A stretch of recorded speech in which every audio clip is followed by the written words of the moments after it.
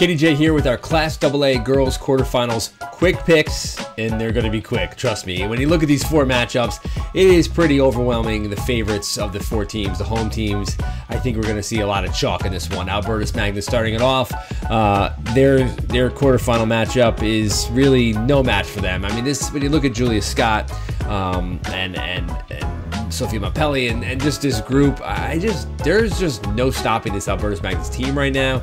I think that they are a team that's pretty much on a mission to not only win a gold ball, but I think they're going to go on and maybe even contend and win a state championship. Their best competition might actually be in Section 1 when you look around the rest of New York State in Class AA. Albertus Magnus not going to get tripped up here in this quarterfinal. They are moving on to the county center next week.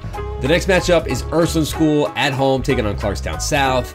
The Koalas are another team that's just playing so well. You know, I went back and watched some of their games this season just to see. I want to see what makes this Ursuline team so good. It is this relentless defense. Sophia Nascimento really sets a tone with this team on the defensive end, and Keneally, and then just the revolving door of players that Beth Wooters, the head coach of Ursuline, is able to bring onto the floor that are able to kind of uphold that standard of defense and just getting out in transition and finishing with contact. All the little things that Ursuline does that makes them so good will be on full display. I think Clarkstown South, as I said, they're coming in off an emotional playoff win in the opening round. Their run ends here at Ursuline on this Thursday afternoon.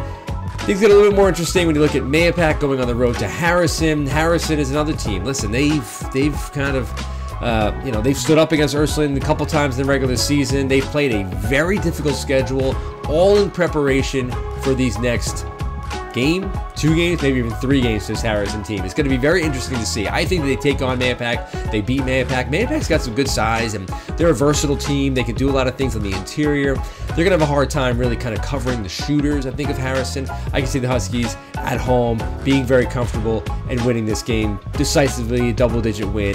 And then you look at the other matchup, and you thought, there's a big 3 in Class AA in girls. Pelham has sort of made it a big 4, and I don't see anyone slowing them down, not Somers, in this matchup. I think the Pelicans have played really well. They've gotten better as the season's gone on. They've really kind of been happily under the radar in a lot of ways. Let everybody talk about Albertus and Ursuline and Harrison in Class AA. Pelham's going to slide in there, be that 4th team at the county center, then take their chances when they take on Albertus Magnus in the semifinals. So I do think the top 4 seeds advance: Albertus Magnus, Ursuline, Harrison, and Pelham. And the matchups at the county center will be set for next Tuesday when these teams meet on Thursday.